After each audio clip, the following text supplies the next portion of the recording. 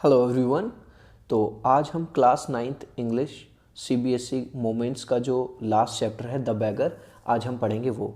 तो बैगर का मतलब आप सब जानते ही हैं, उसका मतलब होता है भिखारी जो भीख मांगता है। तो चलिए शुरू करते हैं। What induce the beggar Lushkoff to change his ways, let's read and find out. What induce the beggar, अब इंड्यूस का मतलब क्या होता है? प्रेरित होना।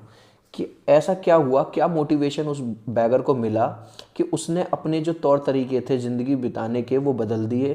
तो चलिए अब हम इस स्टोरी को पढ़ते हैं और पता करते हैं कि ऐसा क्या हुआ कि उसने अपने तौर तरीके बिल्कुल बदल दिए और किस तरह से वो नया इंसान बन गया।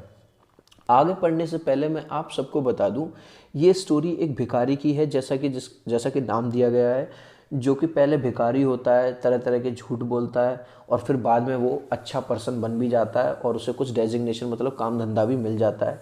किस तरह से उसके जीवन में बदलाव आए, क्या उसे मोटिवेशन मिला। तो चलिए शुरू करते हैं इस स्टोरी को, जिसे हमें पढ़ के ये पता चलेगा आखिर क्या हुआ। Kind sir, have pity, turn your attention to a poor, hungry man. For 3 days I have had nothing to eat. I haven't 5 kopecks for a lodging. I swear it before God. तो यहाँ पे क्या हो रहा है, एक भिखारी है जो कि, देखो आप लोगों ने देखा होगा ना, जो लोग भीख मांगते हैं वो तरह तरह के झूठ बोलते हैं, मैंने 2 दिन से कुछ नहीं खाया है, ये बच्चा भूखा है, इस तरह से बहानेबाजी बनते हैं। तो वो कहता है, किसी दूसरे से कह रहा है, दयालु सर, पिटी का मतलब होता है दया, मुझ पर दया खाओ, मुझ पर थोड़ा सा रहम दिखाओ, और मुझ जैसे जो मैं भूखा हूँ, गरीब आदमी हूँ और 3 दिन से मैंने कुछ भी नहीं खाया है। और यहाँ पे COPECKS जो कोपेक है, एक्चुअली वो रशियन कॉइन है। जैसे इंडियन कॉइन होता है, हमारे कॉइन होते हैं ना, भारत में कॉइन होता है, 1 रुपये का सिक्का होता है, 2 रुपये का सिक्का होता है, 5 रुपये का सिक्का होता है। ऐसे ही जो रशियन कॉइन है वो है कोपेक फॉर ए लॉजिंग। अब वो कहता है, मेरे पास कहीं ठहरने के लिए भी पैसे नहीं है। I swear it before God, मैं भगवान की कसम खा के कह रहा हूँ, मेरे पास कोई पैसा नहीं है। For 8 years I was a village school teacher and then I lost my place through intrigues.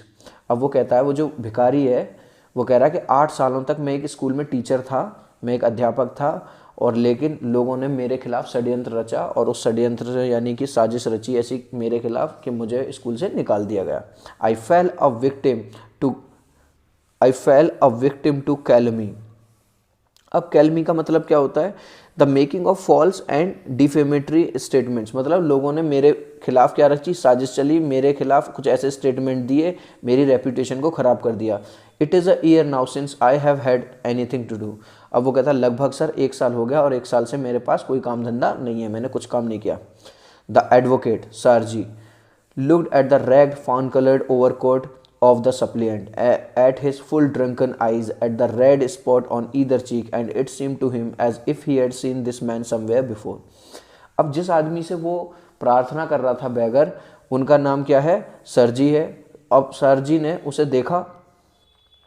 Red का मतलब होता है जो फटे पुराने से कपड़े होते हैं ना, चिथड़े पड़े हुए, वो fawn coloured, FAW fawn coloured होता है, जो पेल ब्राउन कलर होता है ना, जैसे कि एक मटमैला पीला सा कुछ रंग, जैसा कि छोटा सा हिरन का बच्चा होता है उसका जो कलर होता है वो वाला। अब उसने देखा कि गंदा सा कोट पहना हुआ है और जो सप्लाइंट है, सप्लाइंट का मतलब होता है जो पर्सन भीख मांग रहा हो या मतलब कोई रिक्वेस्ट कर रहा हो, क्योंकि at his dull drunken eyes, और उसकी जो आंखें हैं, जो भीख मांग रहा है उसकी आंखें कैसी लग रही हैं? बिल्कुल एकदम जैसे वो जो बेवड़े होते हैं ना, नशेड़ी, बिल्कुल उसकी आंखें बिल्कुल नशे में भरी हुई। At the red spot on either cheek, और उसके ईदर चीक मतलब दोनों गालों पर रेड रेड सा निशान सा है। And it seem to him, और उसे ऐसा लगा, सरजी को ऐसा लगा, यार ये जो भिखारी है जो मुझसे भीख मांग रहा है, यार इसे तो मैंने कहीं देखा है पहले। I have now had an offer of a position in the province of Kaluga, the meditant went on. अब वो जो भिखारी है वो कह रहा, सर ऐसा नहीं है, मेरे पास एक ऑफर तो है काम करने का कालुगा में, but I haven't the money to get there, पर सर पैसा ही नहीं है मेरे पास, वहाँ जाऊँ कैसे? हेल्प मी काइंडली, प्लीज़ भगवान के लिए मेरी हेल्प करो, मेरी सहायता करो। I am ashamed to ask, हालांकि मुझे बहुत शर्म आ रही है आपसे मांगने में, but I am obliged to by circumstances, पर भाई साहब मैं कर क्या सकता हूँ, मेरी थोड़ी सी हेल्प कर दो, मेरे पास कोई चारा नहीं है। Sergey's eyes fell on the man's overshoes, one of which was high and the other low, and he suddenly remembered something. जो सरजी यानी वो जो आदमी है जिससे वो प्रार्थना कर रहा है भिखारी कि मुझे पैसे दे दो थोड़े से, सरजी ने तभी उनकी नज़र गई उसके शूज़ पे, और उन्होंने देखा कि एक जो जूता है वो ऊपर उठा हुआ है और जो दूसरा जूता है वो नीचे उठा हुआ है, मतलब एक ऊपर एक ऊंचा है एक नीचा है। And he suddenly remember something, और तभी उसे कुछ याद आया। क्या याद है यार? Look here, it seems to me I met you the day before yesterday in Sadovaya street. अब वो जो सर जी हैं, जिस आदमी से वो रिक्वेस्ट कर रहा था, तो वो आदमी अब भिखारी से क्या कहते हैं, झूठ मत बोलो, तो मुझे याद आ रहा है तुमसे तो मैं कल से पिछले दिन मिला था, डे बिफोर येस्टरडे, कल मिला तो था सदोविया स्ट्रीट में, गली में। But you told me then that you were a student who had been expelled and not a village school teacher, do you remember? और बेटे उस टाइम पे भी तुम ऐसे ही कुछ पैसा वगैरह मांग रहे थे, तब तुमने कहा था तुम स्टूडेंट हो, और आज तुम मुझे बता रहे हो कि तुम टीचर हो, तो बेटे झूठ मत बोलो, याद आ रहा है तुम्हें, तुमने ऐसा कुछ कहा था। अब देखो, no no that can't be so, mumbled the beggar taken aback. आप लोगों ने अक्सर देखा होगा कि जो भिखारी है ना, वो तरह तरह के बहाने बनाते हैं। मेरा बच्चा बीमार है, मेरा ये है, मेरा वो है, ये है, मेरा पैर खराब है, मेरा लगी हुई है, जो भी है। तो वो अब टेकन अ बैक का मतलब झटका सा लगा। अब उसे लगा, भिखारी को लगा कि यार ये कहाँ से पहचानेगा मुझे। तो जब उसने कहा नहीं नहीं सर, ऐसी कोई बात नहीं है, बिल्कुल मैं नहीं हो सकता, टेकन अबैक, उसे झटका सा लगा। I am a village school teacher and if you like I can show you my papers. अब वो कहता नहीं नहीं सर, मैं नहीं मिला आपसे, वो आपको कोई और मिला होगा। अगर आपको यकीन नहीं आ रहा मेरी बातों पे, तो मैं आपको पेपर दिखा दूं अपने, मैं टीचर रहा हूँ। Have done with lying, you called yourself a student and even told me what you had been expelled for, don't you remember. अब वहाँ पर गुस्से से जो सर जी होते हैं वो कहते हैं, अबे झूठे, तुझे शर्म नहीं आ रही है? तूने उस दिन अपने आप को स्टूडेंट बताया था और आज तू अपने आप को टीचर बता रहा है, और तूने मुझे यह भी बताया था कि क्यों तुझे स्टूडेंट वाले पद से क्यों तुझे हटा दिया गया, याद नहीं आया? Sergei flushed and turned from the red creature with an expression of disgust, और गुस्से से वहां से, मतलब एक होता है ना, जैसे कोई आदमी हमसे पहले तो हमारा मन हो किसी की हेल्प करने का, लेकिन हमें पता लग जाए यार ये तो एक नंबर का झूठा आदमी है, ये तो झूठ बोलता है, तो कहीं ना कहीं उसके लिए गुस्सा सा आता है। तो यहाँ पे सर जी क्या है, उसे मतलब एक घृणा से देख रहे हैं उसे, हट निकल साले झूठे। This is dishonesty my dear sir, he cried angrily. अब उसे भी थोड़ा सा गुस्सा आ जाता है भिखारी को भी। वो कहता है सर ये तो बिल्कुल सरासर अन्याय है, दिस इज स्विंडलिंग, ये तो चीटिंग हुई है एक तरह की। अब देखो, एक तो चोरी और ऊपर से सीना जोरी। यहाँ पे कौन कर रहा है? भिखारी। एक तो भीख मांग रहा है और ऊपर से सीना जोरी और दिखा रहा है। क्या कह रहा है?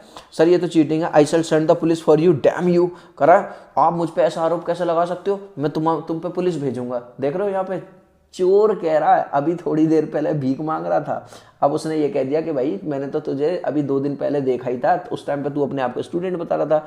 तो उसे भिखारी को ये वाली बात बुरी लग गई कि पैसे क्यों नहीं दिए और मुझ पर आरोप क्यों लगा रहा। वो कह रहा मैं तुम्हारे लिए पुलिस बुला दूंगा sir, he said laying his hand on his heart, the fact is I was lying, I am neither a student nor a school teacher, all that was fiction।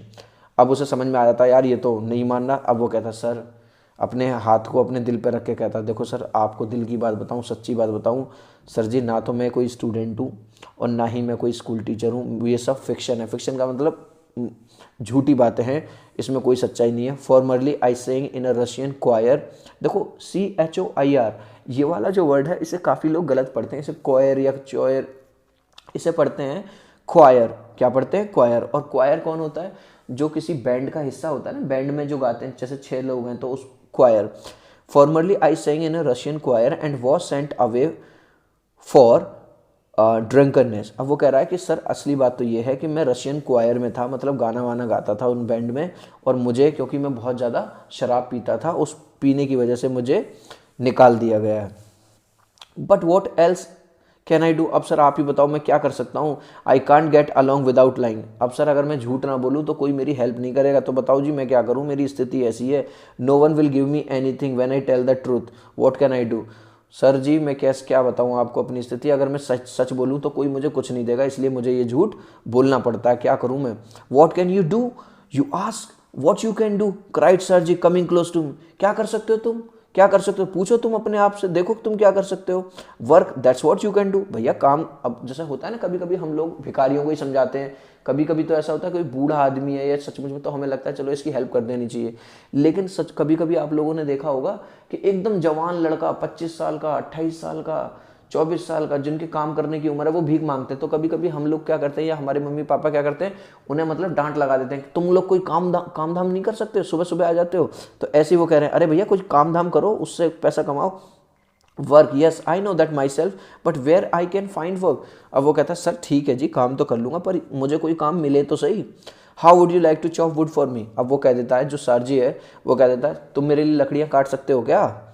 I wouldn't refuse to do that but in these days even skilled wood cutters find themselves sitting without bread. अब वो कहता है sir ठीक है मैं मना तो नहीं करूंगा इस वाले काम से, लेकिन इन दिनों तो लकड़ी काटने का काम ही नहीं चल रहा, क्योंकि जो मैंने तो चलो कभी काटी नहीं है, जो लोग बहुत अच्छे लकड़ियाँ काटते हैं आजकल तो उन्हें भी रोटी कमाना बड़ा मुश्किल पड़ रहा है, क्योंकि इन दिनों उनका काम ही नहीं है। Will you come and chop wood for me. अब सर जी कहते हैं यार तू वो सब छोड़, तू ये बता तू मेरे साथ आएगा और मेरी जो लकड़ी उन्हें चॉप कर देगा। चॉप का मतलब है छोटे छोटे टुकड़ों में काट देगा क्या। यस सर आई विल, हाँ जी कर दूंगा sir. Very well we will soon find out. ठीक है चल हम जल्दी से देख लेंगे। Sergei hastened along rubbing his hands he called his cook out of the kitchen. अब जो सर जी थे उन्होंने अपना हाथ रगड़ते हुए अपने कुक को बुलाया kitchen. Here Olga he said. Olga कौन है, उनके कुक का नाम है। ठीक है, अभी ओल्गा के बारे में अभी हमें एक चीज़ आगे पता चलेगी। Take this gentleman into the wood shed and let him chop the wood. वो कहते हैं इस आदमी को वुड शेड में ले जाओ। वुड शेड मतलब एक छप्पड़ सा जिसके नीचे क्या पड़ी हुई है, लकड़ियाँ पड़ी हैं जो उसे छोटी छोटी काटनी है, और वो उससे ओल्गा से कह देते हैं इसे ले जाओ और ये वहाँ पे क्या करेगा, जो लकड़ियों को काटेगा। The scarecrow of a baker shrugged his shoulder as if in perplexity and went irresolutely after the cook. It was obvious from his gait that he had not consented to go and chop wood because he was hungry and wanted work, but simply from pride and shame and because he had been trapped by his own words. अब क्या हुआ, जो भिखारी की जो बातें थी उसी पर उल्टी पड़ गई। देखो भिखारियों की टेंडेंसी होती है कि वो दिखाएंगे तो ऐसे कि वो काम करना चाहते हैं, लेकिन असल में वो काम नहीं करना चाहते, क्योंकि उनका यार जब आराम से ही अल्लाह के नाम पे दे दे बाबा या भगवान के नाम पे दे दे बाबा, या मतलब ऐसे झूठ बोल बोल के ही काम चल रहा है तो वो काम करना चाहते नहीं। अब यहाँ पे क्या हुआ, जो भिखारी है वो फंस गया अपनी बातों। उसने कहा जी मैं तो काम ढूंढ रहा हूँ, काम मिल जाए। अब उसकी चाल चलने के तरीके से और वहाँ पे बिल्कुल भी ऐसा लग नहीं रहा कि वो काम करने में इच्छुक है, लेकिन अब वो फंस गया क्योंकि उसने वहाँ कह दिया था जी मैं तो जी काम करना चाहता हूँ। It was obvious too that his strength had been undetermined by vodka, that he was unhealthy and did not feel the slightest inclination for toil. अब ये कह रहा है, ये तो बिल्कुल पक्का जाहिर हो चुका था that his strength had been undermined by the vodka, क्योंकि वो इतनी ज़्यादा शराब पीता था, वोडका पीता था, उससे कहीं ना कहीं जो उसकी हेल्थ थी वो पूरी तरह से ख़राब हो रही थी। he was unhealthy and did not feel the slightest, और पूरी तरह से अनहेल्दी मतलब अस्वस्थ था, मतलब बिल्कुल भी उसकी बॉडी हेल्दी नहीं थी। और टॉयल का मतलब होता है कोई भी परिश्रम वाला काम, कोई भी काम वो करना चाहता नहीं था, बस उसका मन था बस शराबी कबाबी शराबी। Sir ji hurried into the dining room. From its windows one could see the wood shed and everything that went on in the yard.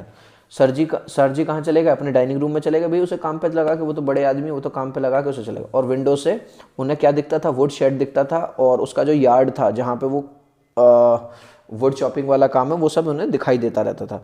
Standing at the window Sergei saw the cook and the beggar come out into the yard by back door and make their ways across the dirty snow to the shed. अब उन्होंने window से क्या देखा कि उनका जो सारजी है, जो सारजी ने क्या देखा, जो कुक है उनका जिसका नाम है ओल्गा, और बैगर दोनों आते हैं into the yard by back यानी पीछे वाले दरवाजे से, और make their way across the dirty snow to the shed, और शेड की तरफ चले जाते हैं। Olga glared wrathfully at her companion. देखो ओल्गा ग्लेयर्ड का मतलब होता है घूरना, रेथफुली मीन्स होता है गुस्से से, एट हर। अभी मैंने थोड़ी देर पहले कहा था कि ओल्गा के बारे में एक छोटी सी बात हमें पता चलेगी। अब देखो ओल्गा के लिए कंपेनियन से पहले हर वर्ड लगा हुआ है, तो हर किसके लिए लगता है, लड़की के लिए। इसका मतलब जो ओल्गा है, जो जिस कुक की अभी बात चल रही थी, वो कोई आदमी नहीं है, वो कौन है, औरत है। और ये वाली बात हमें कैसे पता चली है, ये हमें हर से पता चली है। Olga glared wrathfully at her companion, यानी कि वो एक लेडी है, औरत है, लड़की है। उसने गुस्से से देखा उस मवाली कबाबी को जो भिखारी था। Shoved him aside with her elbow, और उसे अपनी एल्बो का मतलब होता है कोहनी से हटाया। अनलॉक द शेड को खोला, and angrily bang the door, और दरवाजे को झटके से बंद कर दिया। यहाँ देख रहे हो आप, जो ये लेफ्ट साइड में आपको दिखाई दे रहे हैं, ये हैं सारजी, इनके बीच में जो खड़ा हुआ है ये है वही बैगर भिखारी, और ये जो पीछे खड़ी हुई है मोटी सी, ये है ओल्गा, है ना, जो कुक है। Next he saw the pseudo teachers seat himself on a log and became lost in thought with his red cheeks resting on his fist. Now he saw the pseudo teacher. अब देखो PSEUDO, इसे पसीडो मत पढ़ना, इसे पढ़ना SIDO. अगर आप लोग बायो पढ़ रहे हो तो बायो में आपने अमोइबा के बारे में पढ़ा होगा। जो अमोइबा में होता है, जो ऐसा बताते हैं सीडो फीट होते हैं। सीडो का मतलब झूठे, सीडो वर्ड का मतलब होता है झूठे। Next he saw the pseudo teacher seat himself on a log. अब उसने क्या देखा, सर जी ने, जो कि विंडो से देख रहा है सारा काम होते हुए, कि वो एक लॉग क्या है, लकड़ी का एक बड़ा सा टुकड़ा, and became lost in his thought. और वो देखता है कि जो सर जी क्या देखते हैं कि वो जो भिखारी है जो लकड़ी काटने आया था वो लकड़ी के एक बड़े से लॉग के ऊपर बैठा हुआ है और अपने ही किसी थॉट्स में वो मगन है, मतलब कुछ सोच रहा है वो। With his red cheeks resting on his fist, और फिस्ट का मतलब होता है जो मुट्ठी होती है ना, उसके अपनी जो उसकी जो चीक्स हैं वो कहाँ पर रखे हुए हैं, उसके मुट्ठी में। The woman flung down an axe, जो द वुमन किसके लिए आया, ओल्गा के लिए। अब उसने वहां से कुल्हाड़ी दूर से फेंक के मारी उसके पैर के पास। Spat angrily and judging from the expression of her lips began to scold him. और अब दूर से जो सारजी हैं वो दूर खड़े, उन्हें उनकी बात नहीं सुनाई दे रही, लेकिन उन्हें इतना समझ में आ रहा है उसके लिपसिंग से कि ये ना उसे डांट रही है। किसको, ओल्गा किसको डांट रही है, भिखारी को। The bagger irresolutely pulled a billet of wood towards him, set it up between his feet and tapped it feebly with an axe.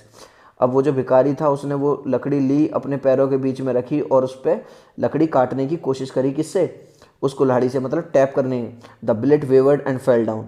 अब वो जो लकड़ी का टुकड़ा था वो हिल गया और दूसरी जगह जा गिरा। The beggar again pulled it to him, blew on his freezing hands and tapped it with his axe cautiously as if afraid of hitting his overshoe or of cutting off his finger. The stick of wood again fell to the ground.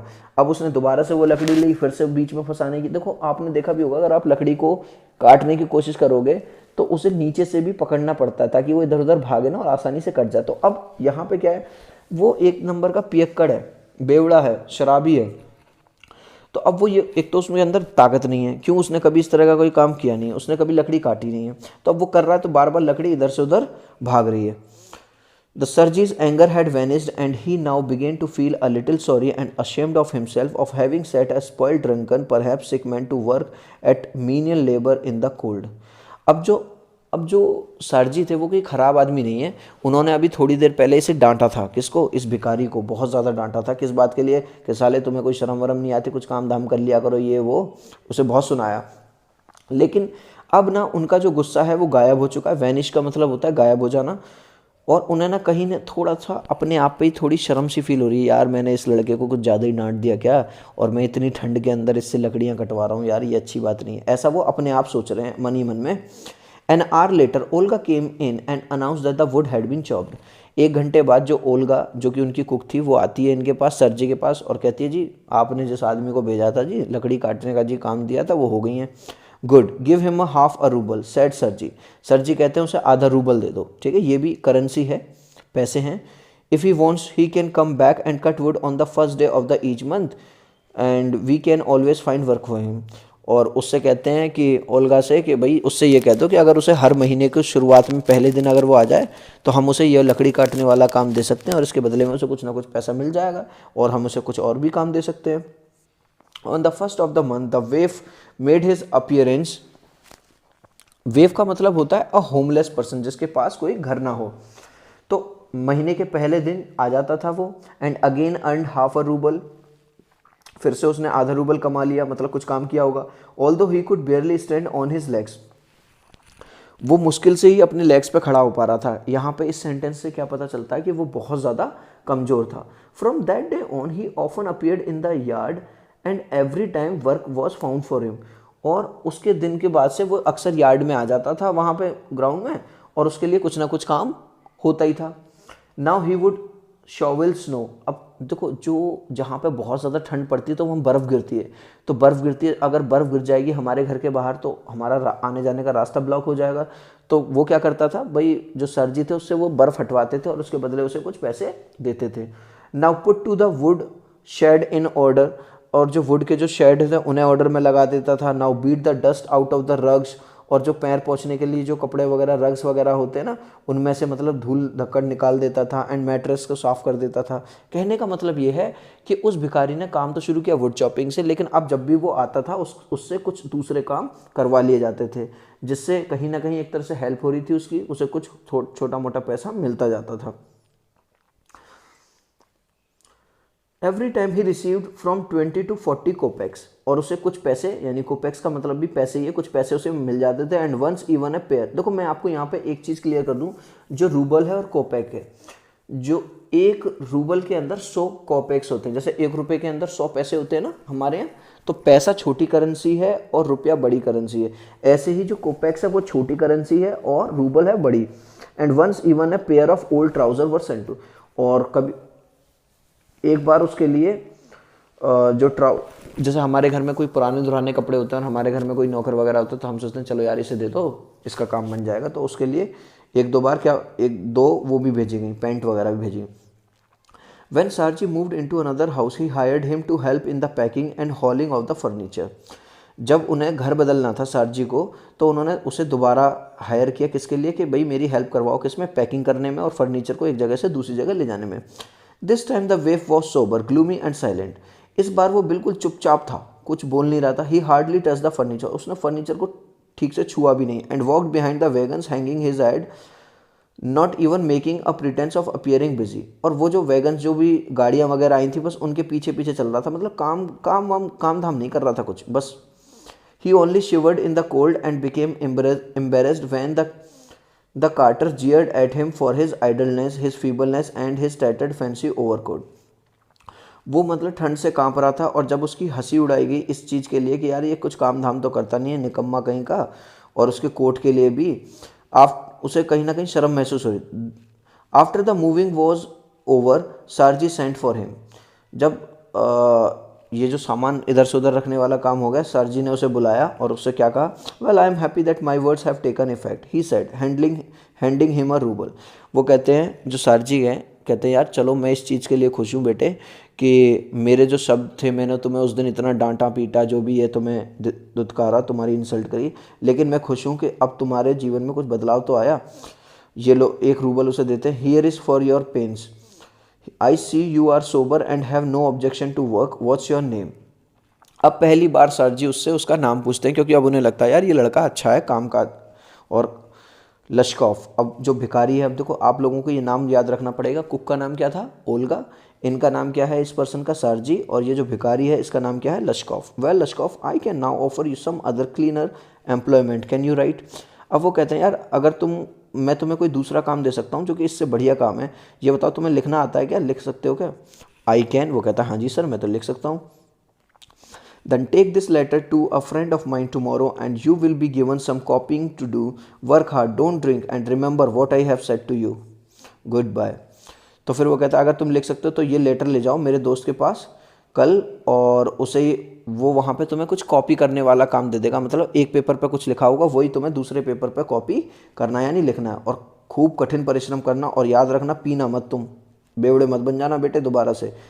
फिर कभी गाना गाते फिर इम्तिहा हो गई इंतज़ार की। चलो एनीवेज शुरू करते हैं। And remember what I have said to you, goodbye. अब वो कहते हैं याद रखना मैंने तुम्हें जो बताया बेटा, पीना वीना मत, गुड बाय। चलो pleased at having put a man on the right path, sirji tapped Lushkov kindly on the shoulder and even gave him his hand at parting.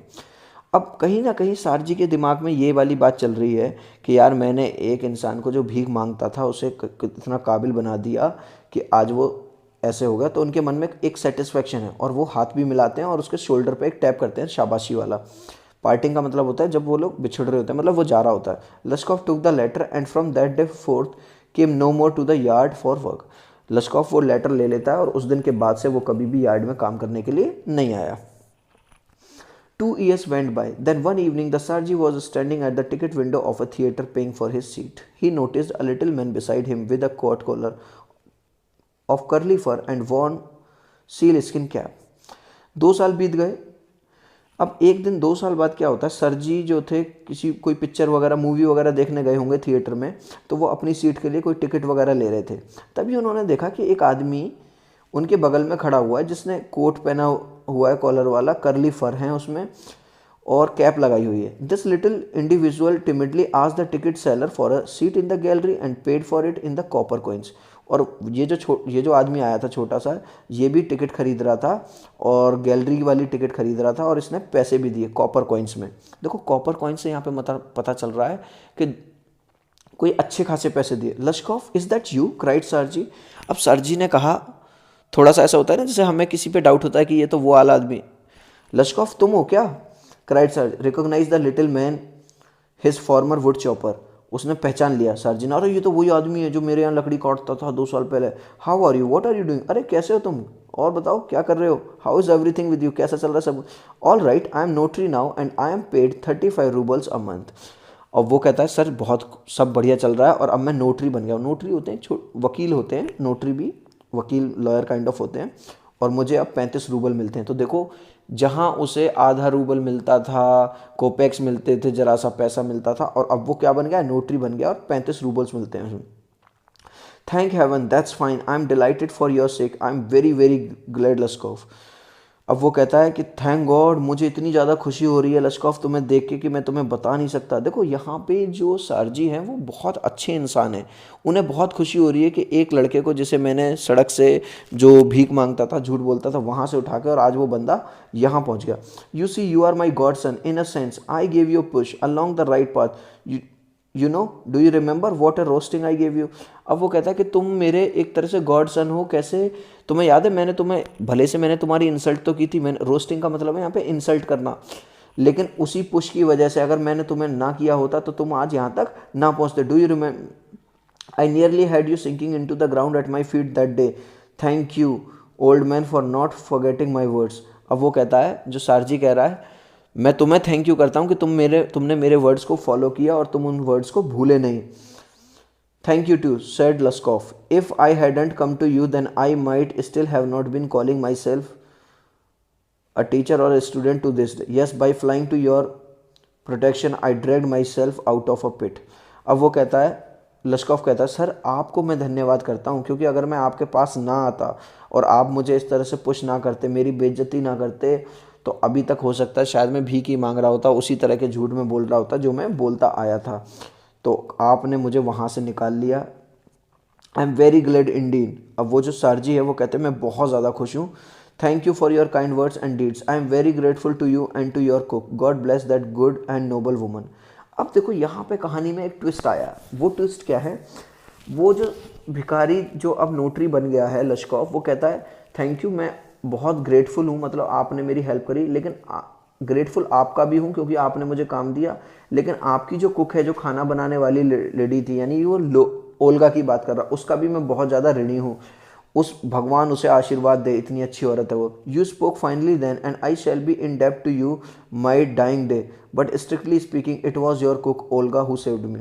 अब वो कहता है सर ये सच है कि आपने मेरी बहुत ज़्यादा हेल्प की है, बहुत ज़्यादा मैं आपका ऋणी रहूँगा, लेकिन अगर मैं सच सच बात बताऊँ तो मेरे जीवन में ये जो बदलाव आया है ये आपकी वजह से नहीं, ये आपकी कुक जो ओल्गा थी उसकी वजह से आया है, उसी ने मुझे बचाया है।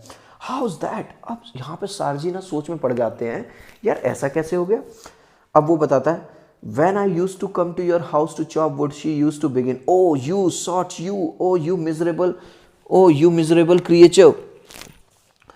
अब वो कहता है जब भी मैं आपके घर आता था लकड़ी काटने, वो मुझे इतना बुरा भला कहती थी, गालियाँ देती थी, तुम फिर से आ गए, ये गधे कहीं के, एक नंबर के बदमाश, there is nothing for you but ruin, अबे तेरा कुछ नहीं हो सकता, तू बस बर्बाद ही होकर रहेगा। And then she would sit down opposite me and grow sad, और फिर वो मेरे सामने बैठ जाती थी और बहुत दुखी होती थी। Look into my face and weep, और मेरे चेहरे की तरफ देखती थी और बहुत ज़्यादा रोती थी। Oh you unlucky man, there is no pleasure for you in this world and there will be none in the world to come. वो कहता है तुम यार कितने अभागे हो, तुम्हारे लिए इस संसार में कोई खुशी नहीं है, कोई तुम्हारा अपना नहीं है, और ऐसा कभी होगा भी नहीं। You drunkard, you will burn in hell. तो यहाँ पे क्या हो रहा है कि जो लश्कोफ है, जो कि अब नोटरी बन गया है, एक वकील बन गया, वो बात सुना रहा है किसकी? ओल्गा की। वो बता रहा है जब मैं आपके यहाँ आता था तो वो औरत पहले तो मुझे बहुत बुरा भला कहती थी, बहुत डांटती थी, और फिर मेरे सामने बैठ कर रोती थी, मेरी पुअर कंडीशन की वजह से कहती थी तुम्हारा कोई अपना नहीं है, और मुझे सुनाती थी कि तू एक नंबर का पियक्कड़ है, ठीक है, oh you unhappy one, and so she would carry on, you know in that strain I can't tell you how much misery she suffered, how many tears she shed for my sake. और वो कह रहा है कि जो लश्कॉफ है वो बता रहा है अब इसे सर जी को कि वो कितना रोती थी, उसे मेरी चिंता भी होती थी। But the chief thing was she used to chop the wood for me, do you know sir that I did not chop one single stick of wood for you. देखो क्या ट्विस्ट आया स्टोरी में यहाँ पे। अब जो ये है, जो लश्कॉफ है वो बता रहा है सर जितना भी जो भी मुझे पैसा मिला आपके यहाँ काम करने का, लकड़ी को काटने का, सर उनमें से सच्ची बात तो ये है कि मैंने कभी एक भी लकड़ी चॉप नहीं की, यानी नहीं काटी, सारी लकड़ियाँ वो काटती थी मेरे लिए। She did it all, why this saved me, why I change, why I stop drinking at the sight of her, I can not explain. Sir अगर मैं आपको ये बताऊं कि ऐसा मैं क्यों बदल गया, आखिर ऐसा क्या हुआ कि मैं, पर कहीं ना कहीं वो तो मैं इस चीज़ का कारण अभी तक नहीं जान पाया हूँ। I only know that owing to her words and noble deeds a change took place in my heart।